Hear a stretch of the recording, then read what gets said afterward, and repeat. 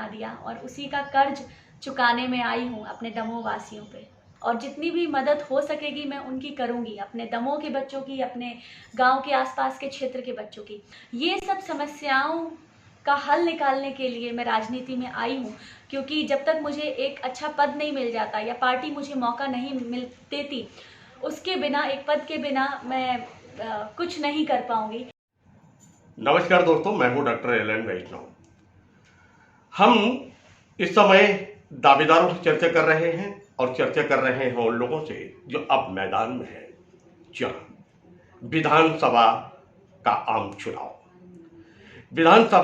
आम चुनाव होने वाला है। अधिसूचना जारी होने में कुछ वक्त है, लेकिन दावेदारों के चेहरे सामने आ रहे हैं, प्रतिद्वंदी भी सामने हैं और चुनाव की घोषणा होने के पूर्व कुछ पार्टियों ने अपने अपने प्रत्याशियों की घोषणा कर दी है।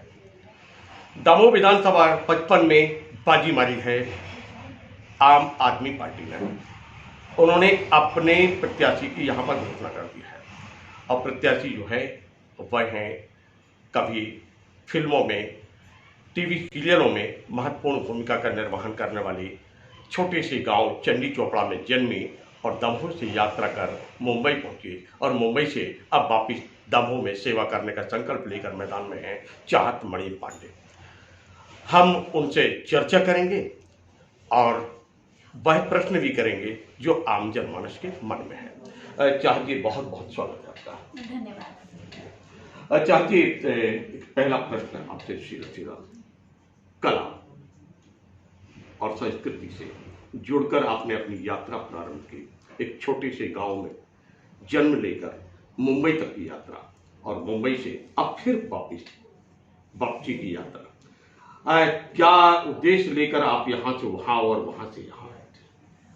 देखिए, दमोह मेरी जन्मभूमि है और मेरा सपना था, मेरी मम्मी का भी सपना था कि मैं टीवी पे आऊँ, सीरियल में काम करूँ। तो मैं मुंबई गई और वहाँ 7 साल अब हो चुके हैं मुझे इंडस्ट्री में। जितना मुझे कमाना था, इज़्ज़त, दौलत, शोहरत और मेरे जो परिवार की ज़रूरतें थी उन्हें पूरा करना था और एक सपना था मेरा कि मैं टीवी पे आऊँ, सीरियल करूँ, वो मैंने कर लिया।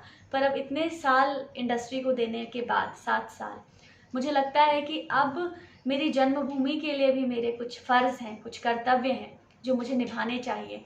और दमोह ने दमोह की बेटी को टीवी स्टार बना दिया और उसी का कर्ज चुकाने में आई हूँ अपने दमोह वासियों पे। आपने कहा कर्ज चुकाने के लिए वापिस आए हैं, पर ये कर्ज हो सकता था कि कला के क्षेत्र में आप यहाँ कुछ और लोगों को जोड़कर और उनको एक अच्छा स्थान देकर भी पूरा कर सकती थी, लेकिन आपने माध्यम चुना राजनीति का। आखिर ऐसा क्यों? देखिए, ये जो आप कह रहे हैं ये तो मैं करूँगी ही। मैं तो चाहती हूँ कि जिन लोगों को इंटरेस्ट है, जो बच्चे हैं, जो यंगस्टर्स हैं, जो एक्टिंग करना चाहते हैं, डांस करना चाहते हैं और सिंगिंग में इंटरेस्ट है, उनके लिए भी मैं हूँ गाइड करने के लिए। मैं हमेशा उनके साथ हूँ और जितनी भी मदद हो सकेगी मैं उनकी करूँगी, अपने दमोह के बच्चों की, अपने गांव के आसपास के क्षेत्र के बच्चों की। पर जो हमारे दमोह की स्थिति है, जो गांव की स्थिति है, जैसे कि मिडिल और प्राइमरी स्कूलों की हालत बहुत जर्जर है, अस्पतालों की हालत अच्छी नहीं है, किसानों की बहुत सारी समस्याएं हैं, आए दिन किसी न किसी को धरने पे बैठना पड़ता है।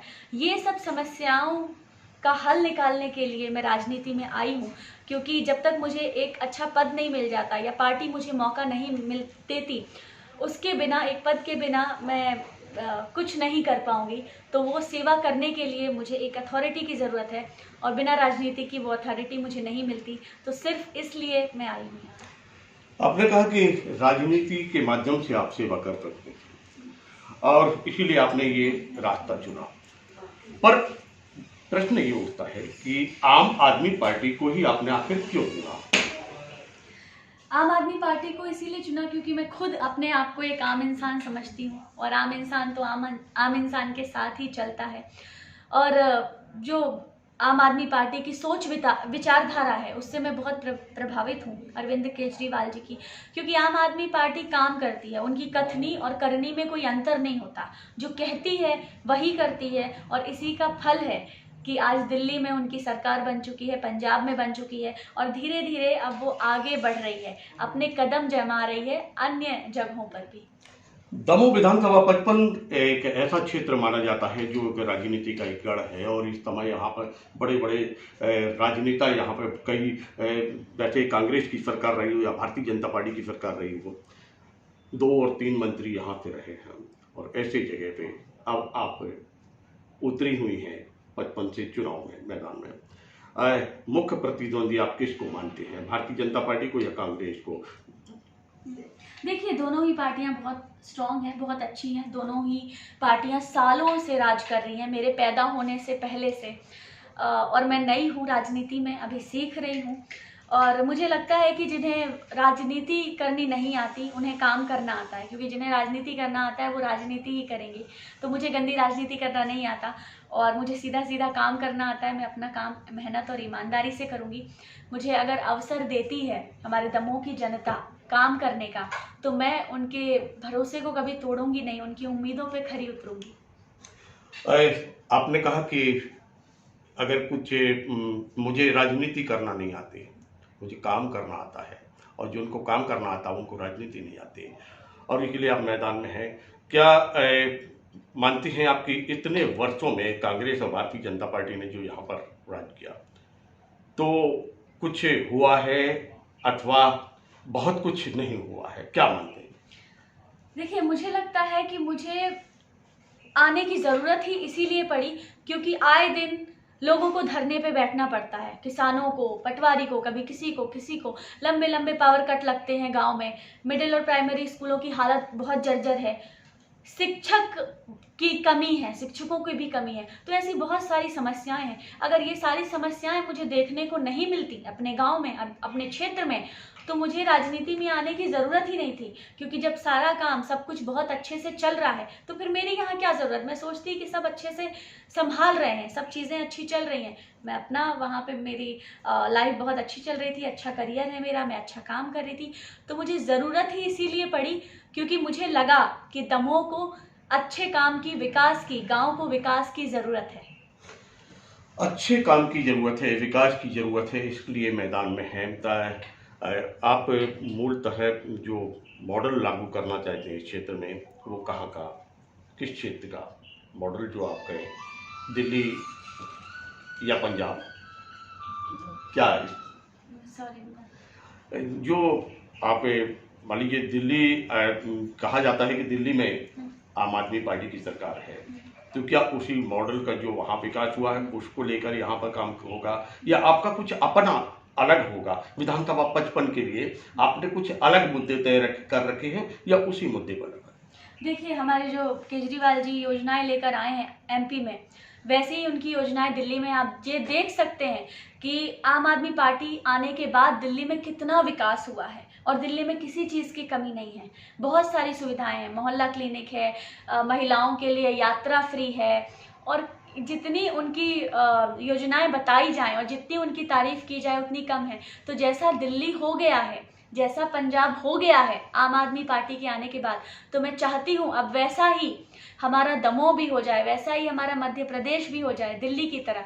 मेरी पूरी कोशिश है अपने मध्य प्रदेश को दिल्ली के जैसा बनाने की, दिल्ली की जैसी सुविधाएं, स्कूल, अस्पताल रहें। तो बस मैं वही चाहती हूँ और इसमें मुझे आप सभी लोगों का साथ चाहिए। और आप भी अगर चाहते हैं कि आपका शहर, आपका गांव भी दिल्ली जैसी सुविधाएं हों, दिल्ली जैसा विकास हो, तो आप बस दिल्ली की पार्टी को चुन लीजिए, आम आदमी पार्टी को। आप अगर चाहते हैं कि दमोह का विकास हो तो बस आम आदमी पार्टी को चुन लीजिए, यह कहना है चाहत मणि पांडे का। एक प्रश्न और उसका सामने आता है कि नारी शक्ति की बात होती है, नारी शक्ति सब पर भारी इस प्रकार की बातचीतें आती हैं, निश्चित रूप से सही भी है। भारत सरकार ने एक बिल लाया और जरिए अब वो कानून बन गया है, महिलाओं को एक अधिकार मिला है और अब कानून के रूप में मिला है। पहले अधिकार था लेकिन अब बहुत कुछ चेंज है, किस रूप में देखते हैं अब आप इसको?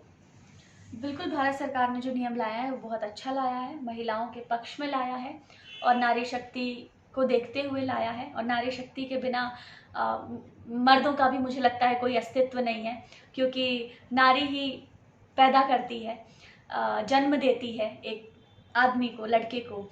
तो यही है कि उन्होंने जो सोचा है, हमारी भारत सरकार ने बहुत अच्छा सोचा है, और भारत सरकार हमेशा महिलाओं के साथ होती है। नारी जननी होती है।